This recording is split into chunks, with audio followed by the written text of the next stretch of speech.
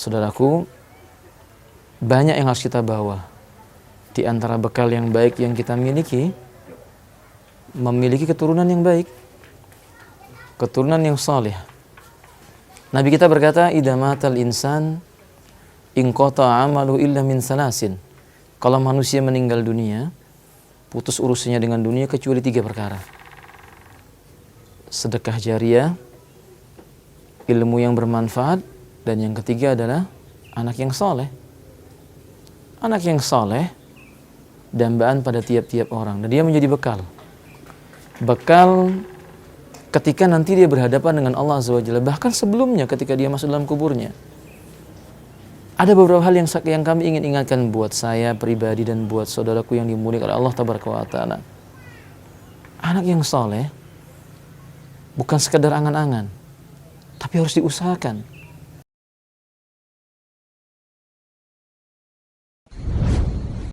Bismillah. Alhamdulillah wassalatu wassalamu ala Rasulillah wa sahbihi wa man wala. Saudaraku, pernahkah kita terfikir bahwa yang kita lakukan di kehidupan dunia ini menjadi sebab baik dan buruknya kita kelak di hadapan Allah Azza wa Jalla? Pasti kita sedang mempersiapkan bekal. Karena tiap-tiap kita akan berjumpa dengan hari di mana bekal yang kita bawa memberi manfaat ataukah tidak buat kita. Saudaraku, banyak yang harus kita bawa. Di antara bekal yang baik yang kita miliki, memiliki keturunan yang baik, keturunan yang saleh. Nabi kita berkata, idza matal insan inqata amalu illa min salasin. Kalau manusia meninggal dunia, putus urusannya dengan dunia kecuali 3 perkara. Sedekah jariah, ilmu yang bermanfaat, dan yang ketiga adalah anak yang saleh. Anak yang saleh dambaan pada tiap-tiap orang, dan dia menjadi bekal. Bekal ketika nanti dia berhadapan dengan Allah Azza wa Jalla, bahkan sebelumnya ketika dia masuk dalam kuburnya. Ada beberapa hal yang kami ingin ingatkan buat saya pribadi dan buat saudaraku yang dimuliakan oleh Allah Tabaraka wa Ta'ala.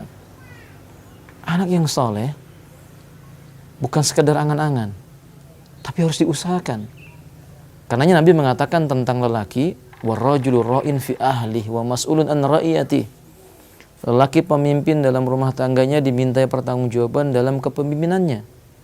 Seorang bapak ditanya, bagaimana ia mendidik anak-anaknya? Pada hari ini mungkin kita menjumpai sebagian kita merasa hal yang biasa, meremehkan dan mengabaikan pendidikan terhadap anak-anak kita.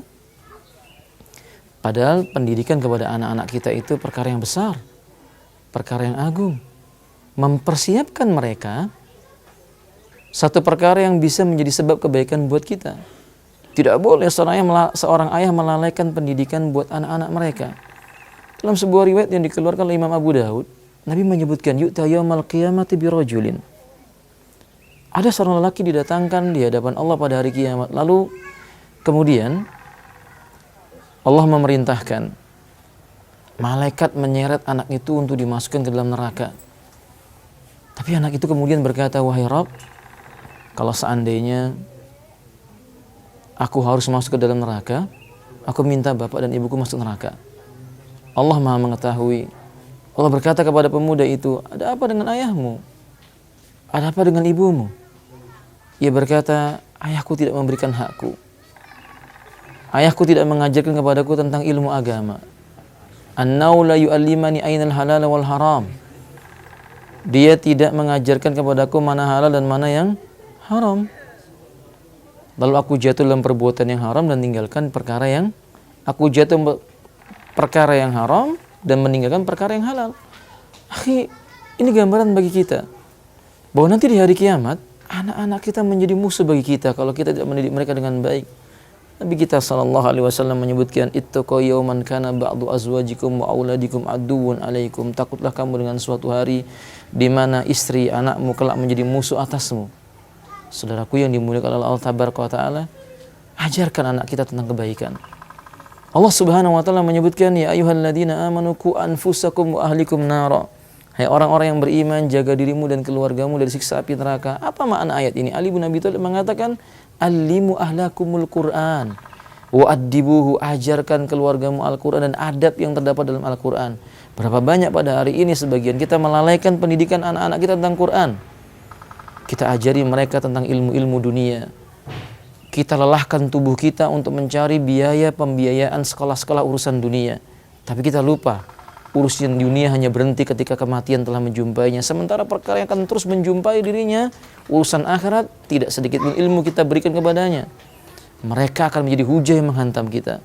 Bertakwalah kepada Allah, wahai saudaraku yang dimuliakan oleh Allah Tabaraka wa Ta'ala. Saatnya bagi kita pada hari ini mulai memperhatikan apa yang dikonsumsi oleh anak-anak kita sebagai pendidikan buat hati dan jasad mereka untuk bekal kita di hadapan Allah Subhanahu wa Ta'ala. Anak bagian dari hidup kita. Keberhasilan mereka dalam urusan agama menjadi keberhasilan kita kelak di yaumil qiyamah biiznillah, dengan izin Allah Azza wa Jalla. Saudaraku, jangan tiru gaya orang-orang yang meninggalkan agama Allah. Jangan ikuti jejak orang-orang yang bermaksiat kepada Allah. Jangan engkau merasa takjub dengan apa yang dilakukan oleh orang-orang yang mendidik anak-anak mereka dengan perkara-perkara yang dunia. Demi Allah, dunia bukan perkara yang luar biasa bagi kita. Demi Allah, bagi seorang muslim dunia bukan tujuan yang utama. Bukankah Allah menyebut tentang dunia, kullu man 'alaiha fan, semua yang ada di permukaan dunia ini semua akan sirna, wa yabqa wajhu rabbika dzul jalali wal ikram. Ajari anak kita tentang bagaimana mengetahui Allah, mengetahui Rabbnya, mengetahui tentang nabinya dan agamanya. Itu yang akan bermanfaat bagi kita. Jangan lupa kita ditanya oleh Allah. Sekali lagi, jangan lupa kita ditanya oleh Allah Subhanahu wa Ta'ala, dan pertanyaan itu berkaitan tentang urusan agama kita. Sebagai penutup, ingatlah Allah Subhanahu wa Ta'ala hanya mengangkat derajat seorang hamba karena ilmu agamanya, bukan yang lainnya. Allah berfirman, yarfa'illahu alladhina amanu minkum walladhina utul ilma darajat. Wallahu a'lam bissawab.